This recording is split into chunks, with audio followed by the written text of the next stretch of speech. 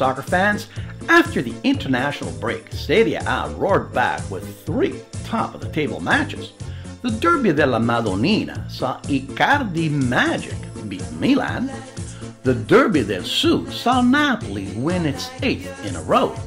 And Ciro Immobile beats Juventus in Torino.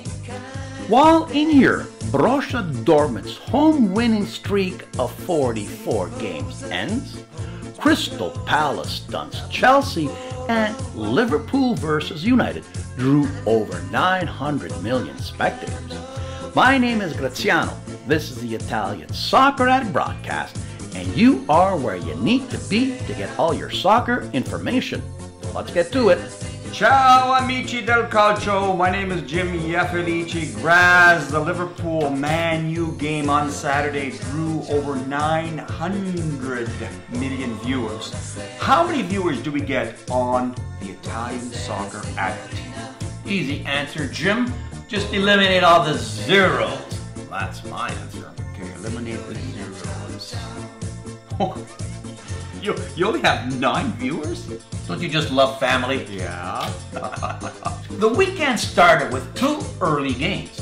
Lazio traveled to the Allianz Stadium in Torino, where they hadn't won since 2003, and where Juve had gone 57 matches without a loss. Juve opened the score with Douglas Costa's first goal in a Juve shirt from a rebound in the 23rd. In the second half, Serie A's leading scorer, Ciro Immobile, got the equalizer on his first touch of the ball. Then in the 54th, he drew a penalty and converted the penalty to give him 11 goals for the year and a 2-1 lead. But in the 94th, a penalty call gave Juve a chance to tie. Up steps Mini Messi, aka Dybala, and for the second week in a row, he misses. Unbelievable. Lazio win 2-1. The second game, the Derby del Sud, saw Napoli take their perfect record to Roma. What promised to be a high scorer turned into a 1-goal non-event. Lorenzo the Magnificent converted a botched clearing attempt by De Rossi for the only goal of the game. Roma minus 6 starters and having only 1 attacking option could only manage a pathetic 2 shots on net. Napoli are now the only team in Europe to still be perfect after 8 games. That includes teams like PSG and City. On Sunday, this 179th playing of the Derby della Madonnina in Serie A was the featured match, and it lived up to all the hype. Icardi started the show in the 28th, converting a Candreva cross. In the second half, Suso tied it up with a left foot curler in the 56th. Then in the 63rd, Icardi restored the Inter lead with a spectacular half-scissor beauty. You gotta see this one. Milan got it back to equalize on a what sure a tap-in in the 63rd. It was all destined to end in yet another derby tie till Icardi did it again. He converted a late penalty in the 94th to win the game. Icardi's triple gives him 9 for the year and keeps Inter 2 points behind Napoli.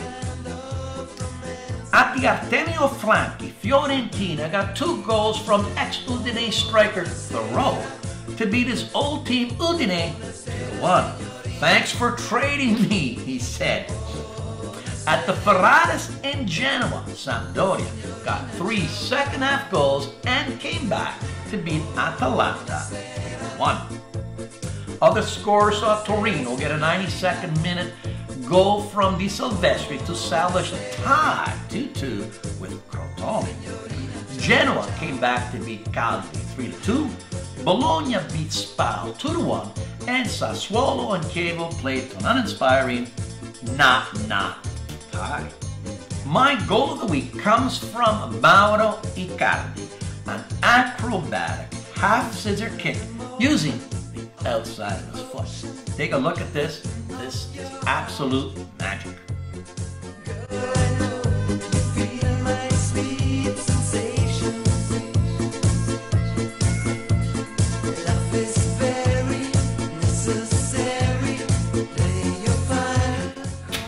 pick your poison. Here we go, all right? Jim, this week, Champions League and Europa League play returns, with Juve hosting Sporting.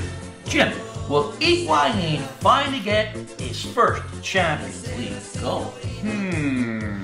Well, Higuain is no longer putting them in. So Higuain is not in form. I think his new name should be Higua out. Two of Europe's leading underperformers, Roma and Chelsea, meet at Stamford Bridge. Will either team score, Jim? Well, considering that neither team have any healthy strikers and that they are both riddled with injuries, the only scoring here are the fans who scored free tickets for the game. Okay, fine. The two highest scoring teams in Europe, Napoli and Man City, play at the Etihad. The over and under is 4. What do you think?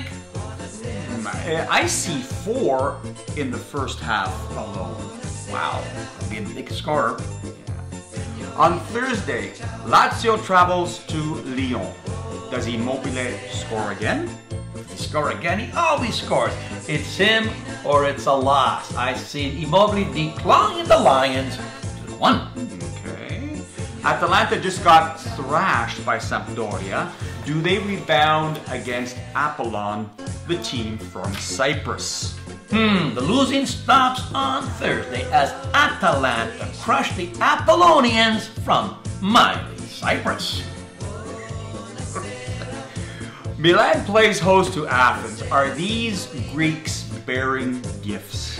No, Jim, no Trojan horse here as Milan bars the gate and wins big time. Okay, soccer lovers, time to cross the Alps and see what's happening in and around Europe. On the Rhine, Borussia Dortmund finally lost at home after 44 games, falling to RB Leipzig 2-0. RB stands for Red Bull, and this game they had wings. While Bayern Munich fried Freiburg 5-0 to climb to 2 points back of Borussia for the league lead. On the Seine, the Seine, that's for people who don't Google. The Seine, that's France, in case you're wondering. Lyon hosted Monaco and made them pay for selling all of their best players by beating them 3-2, while PSG, who bought Monaco's best players, Mbappe, I love saying that, Mbappe, they took care of the Mustard Dijon 2-1 and did it without getting goals from any of their best players. How is that possible? PSG have now pulled 6 points clear. Ligue 1 is now league over. On the Erbo, that's in Spain for people who don't speak Spanish, like me. The Marque match saw Barcelona pull out a tie against Atletico on Suarez's header in the 82nd minute, while Real took care of Getafe 2-1, thanks to a Ronaldo goal in the 85th. Unfortunately for Spain, Catalonia still leads by 5 points. It looks like Catalonia, they're starting to separate from the herd. That's political. And finally on the Thames. That's in London. Thames. The big tilt that drew over 900 million worldwide saw viewers saw Marino's Man U park the bus, fire only one shot on goal, and get a 0-0 draw with Liverpool. These viewers would have been better served watching the other Manchester team, City, as they put on quite the show and pounded Stoke 7-2.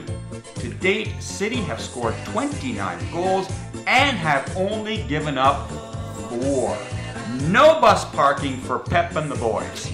Tottenham got a 47th minute goal from Ericsson to beat Bournemouth 1-0. Now for the shockers. Watford got a 92nd minute goal from Cleverley to beat Arsenal 2-1. That's pretty clever, wasn't it? It was. He's a smart guy. And Crystal Palace, who had lost their last 7 in a row and had not scored a goal, on Saturday got 2 goals to beat last year's champions Chelsea 2-1. Ouch. Word out of London is that Conte is rivaling Wenger to be the first on the bogey line. Man City now leads city rival United by 2 and Chelsea by 9. That's it from across the Alps. Now back to the boot. Jim, did you know that pistachio gelato of Spoleto, Italy was voted the world's best ice cream? Well, that was an easy choice. And did you know that the Pope has over 40 million followers on Twitter? That's interesting because I have 0. And Jim, finally, did you know that after 400 years, the Roman Colosseum has finally reopened the top level to tourists? 400 years, my God, that's a long time for some renovations. I bet you they had a lot of strikes during that time. Oh my God, Raz, what Jim, does this what's this all mean? Well, what's it mean? I think it means that next time you are in Italy, you can sit in the upper level at the Colosseum, enjoy a gelato, and you can follow the Pope on Twitter. Now that, Italian. that's right, it is. That's it for this week. Thanks for watching. Ciao and arrivederci. Arrivederci, ciao. Signorina, ciao, ciao.